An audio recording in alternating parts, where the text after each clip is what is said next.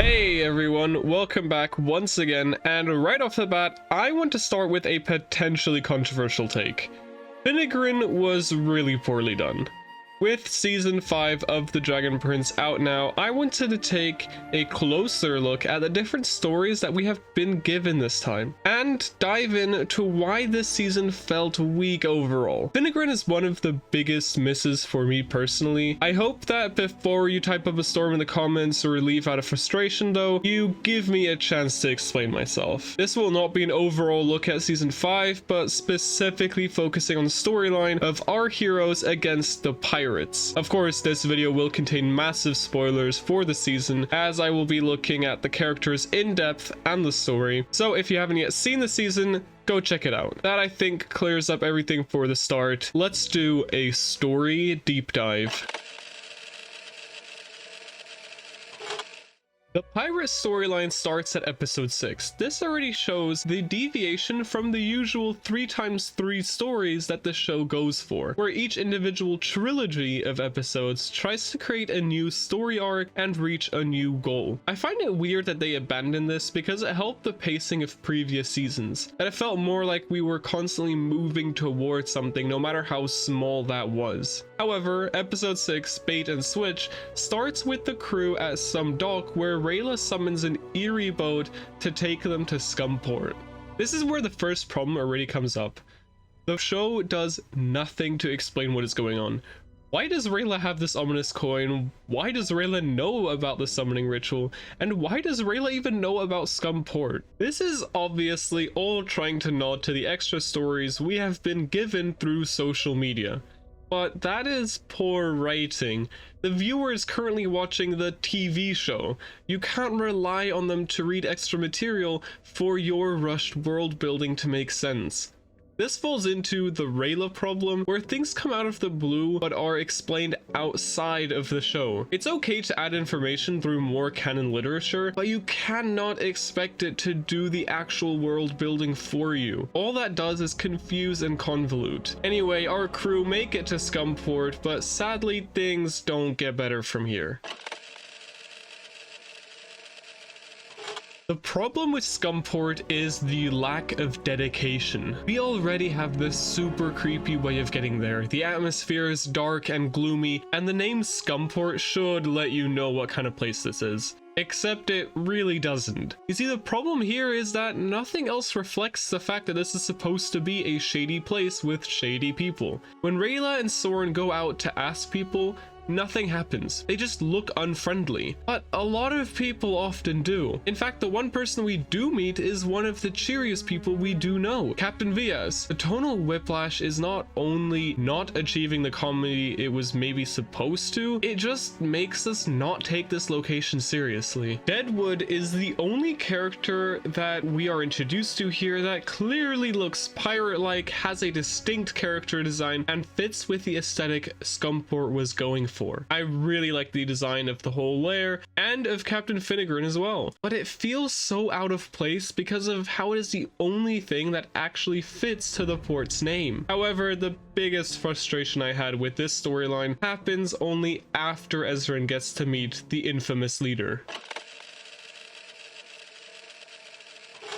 The biggest problem with the heroes this season is how passive they have become. While they are indeed trying to find solutions to their problems, it all happens way too easily. And so to have a plot, it forces new conflict. Normally in movie writing, you want to have your plot moving forward through the characters in the show. In season 1 to 3, we see this beautifully because their goal of reaching Xadia and returning the egg, later Zim, is always present. We have a clear goal and we can take and see clear steps towards that goal. Our heroes escape onto Maya, they escape Claudia and Zoran, they make it to Xadia, and even Rayla's own home is only there for one episode before we go back to the original goal. Obviously, you can and should have other things that the characters are doing and fighting for, but having a clear goal with clear steps that they can take makes it easier to root for and therefore care for our characters. At Scumport though, our step is get a boat to travel. The heroes complete that off screen, so there was no step taken. We just see all of a sudden, oh, okay, so now they finished that part. The worst thing is though that the rest of the plot relies on the fact that for whatever reason, Finnegrin decided to show Ezrin his baitlings. That makes no sense within the story, let alone the world they are in. Furthermore, now the actual goal shifts from get to Aravos first to save baitlings. Again, having other goals in of itself isn't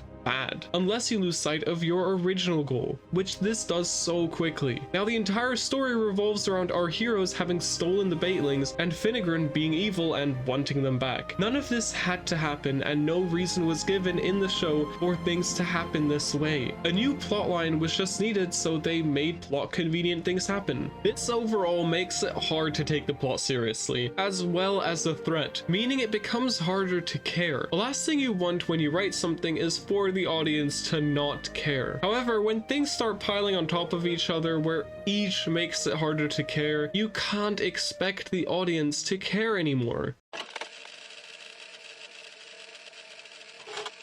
Show, don't tell. That is a pretty well-known writing guide. The less you give the audience right in their face, but let their brains do some of the work, the more satisfying and enticing your writing becomes. However, with this plot, it takes such a weird approach to this. First, we are shown Rayla knowing about this port and the ferry, and her having a coin while not saying anything about it. That is showing and not telling, right? No, with that you're just confusing the audience. You have to give enough information for all of the information to make sense. However, this is just completely forgotten about a second later. Next up, we have the hilarious problem of Leviathans. Our crew hears a salesperson yelling about selling all sorts of Leviathan goods. This is actually pretty good because it organically not only does world building for the port and make it seem alive, but it shows that there are creatures called Leviathans that are sold.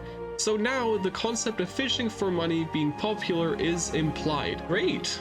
That is, until Finnegrin all of a sudden talks about Leviathans as though they are the ultra super rare catch that would make you rich for every one you manage to reel in. You need special bait that is really hard to come by. The bait being so valuable that he is willing to chase after it with his entire crew and ship. This is such a wild contrast to a basic fish market salesperson yelling about fresh Leviathan meat. This is such a frustrating contradiction that could have been avoided so easily, yet again, it makes it harder to care. So why do I think that Finnegrin himself doesn't work as a character? Well, he's supposed to embody the contradiction between control and freedom, the endless battle between the two. A really great concept, especially for an ocean tide villain. However, it is executed so poorly. We only know that he struggles with this because he straight up tells us in his exposition dump. The problem is that just because a character says something doesn't make it real for the viewer. Finnegrin can tell us all he wants about his previous boat and Crab Shelly. To the viewer, we didn't see any of it. We didn't see the conflict, we don't see the effect of it, and we don't see the threat. All of it is left theoretical. To us as the audience, something that is purely theoretical might as well not be there. Imagine if we were only told that Aravos was powerful and evil. If all we had was people saying, ah yeah, well he's a really bad guy and did bad things. Like, yes, we also have that, but additionally, we see Aravos in action. We see his evil and his manipulation, his power. All of that, even though he is imprisoned. Just through that, the threat is no longer purely theoretical. With Finnegrin, however, all he has are words. Us viewers don't care with just that though. It feels so forced just to give us the narrative of freedom versus control, even though nothing shows us that Finnegrin is tied to either. He claims that he can't go a mile offshore, yet here he is chasing our heroes across the ocean and no threat is in sight. He claims to have lost things, yet he still is shown fully in control and leader of the ship and port. If you want your character to be based around an internal conflict, there must actually be a conflict. You can't just claim there to be or even have been one, but it has to show through your character.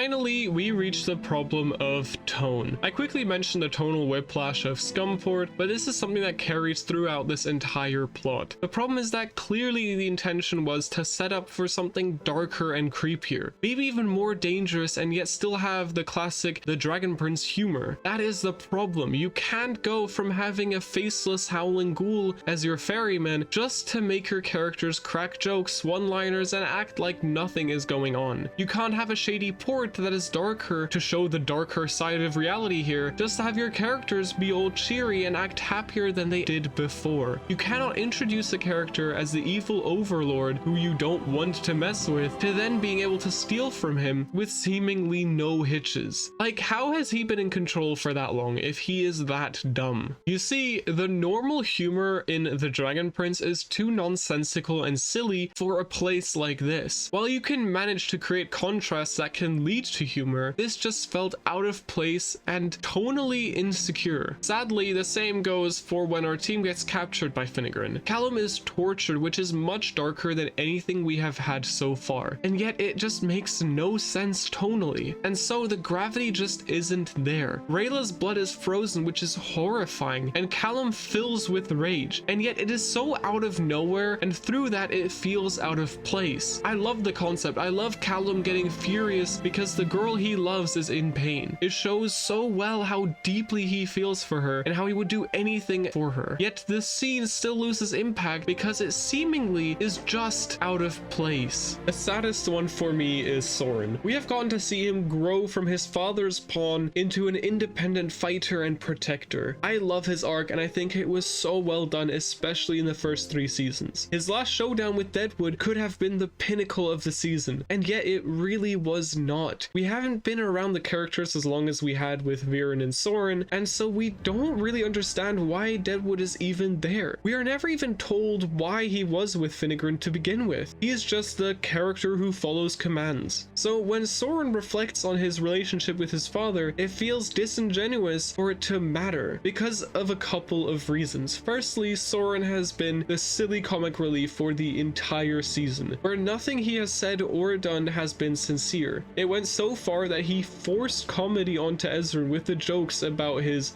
royal duty. Taking a character who you established isn't really a full character right now, just a canvas for comedy, and then using him for such a heavy hitting moment without easing into it doesn't work. It doesn't magically make Soren a character that mattered this season. And since we have been conditioned to laugh at what he says, watching this scene was kinda hard. It felt so out of place. I love Soren as a character, and I really want to give him the win and let him have a great character building scene, but this is not how you do it. You can't randomly select him and then change the way he has been perceived this entire season like that. It makes me sad that Soren's part was a miss. Callum understanding the Ocean Arcanum was actually a really cool moment. It made sense and it felt impactful. I really enjoyed that scene. The only issue is that, again, we haven't established a reason for him to learn the Ocean Arcanum. It sort of came out of nowhere and clearly was just needed for the next episode for him to be able to dive. But so far in this season, and generally since he understood the Sky Arcanum, we haven't seen that side of Callum anymore. Again, I think it's great and it does technically make sense. It just comes out of seemingly nowhere since he hadn't had to face a challenge where the only thing that would have helped him was the Ocean Arcanum. It's things like that that just take genuinely good scenes down a notch. Sadly, the Book of Ocean gave us a genuinely interesting pirate-like world and story, but failed to make us care.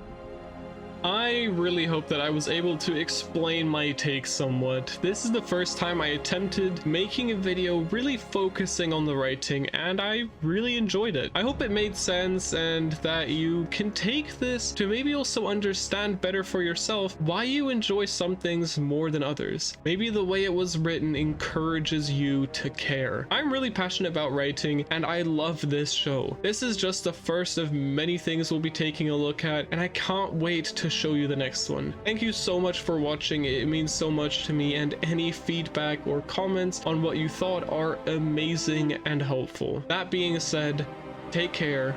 Bye.